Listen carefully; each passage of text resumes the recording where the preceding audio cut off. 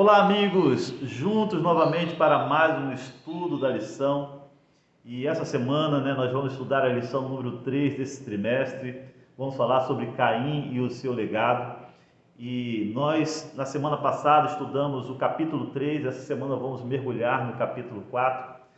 E antes de avançarmos, lendo o verso para memorizar, que se encontra no capítulo 4, verso 7, eu quero orar com você nesse momento. Falemos com Deus. Senhor, ilumina, Pai, a nossa mente para entendermos a Tua palavra, em nome do Senhor Jesus. Amém. Vamos ler então o versículo. Diz assim, Gênesis 4, verso 7. Se fizer o que é certo, não é verdade que você será aceito? Porém, se não fizer o que é certo, eis que o pecado está à porta, à sua espera. O desejo dele será contra você, mas é necessário que você o domine.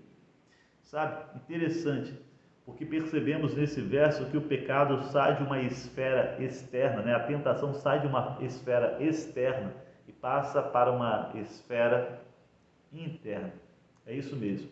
Agora o homem ele é assediado pelo pecado constantemente, pois depois do pecado do casal, o ser humano ele passou a ter uma natureza pecaminosa, como nós podemos ver aqui.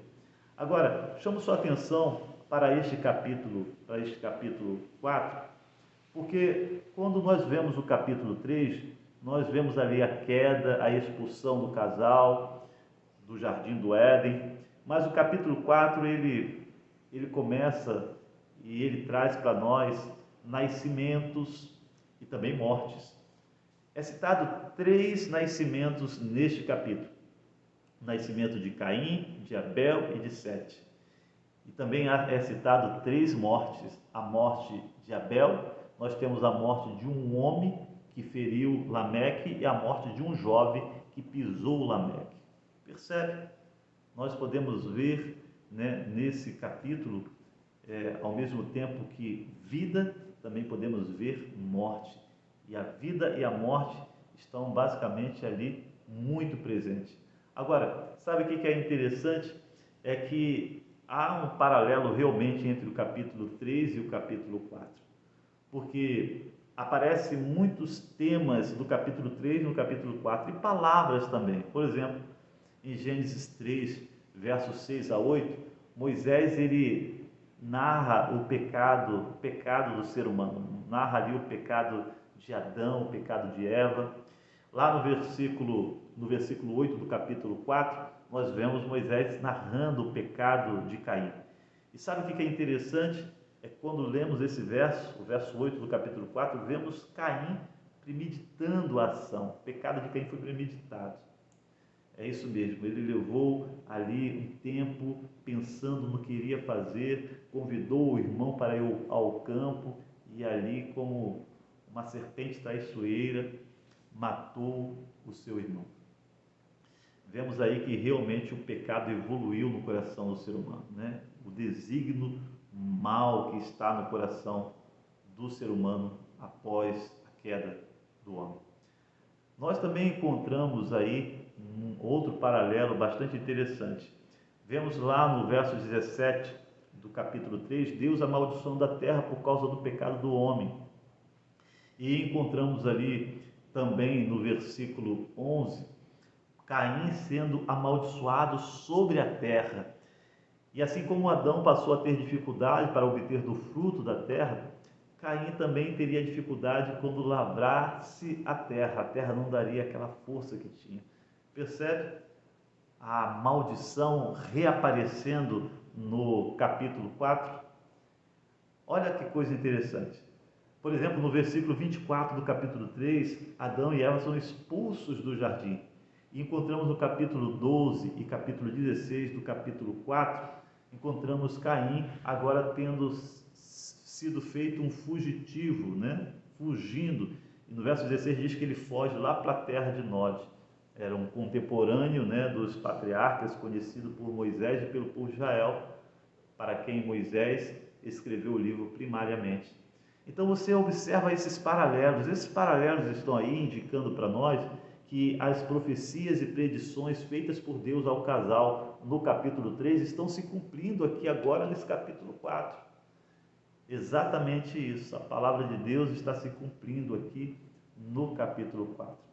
O capítulo 4, ele inicia com o nascimento de Caim. E perceba,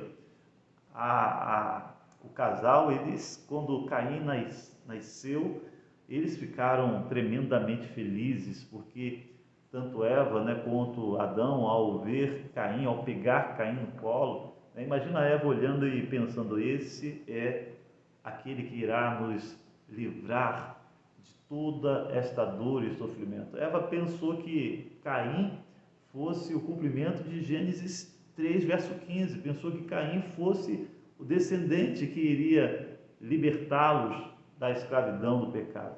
Mal sabia ela que mais tarde ali estaria revelado o primeiro assassino deste mundo. Que decepção, que frustração, não é verdade? Essa foi realmente uma grande frustração.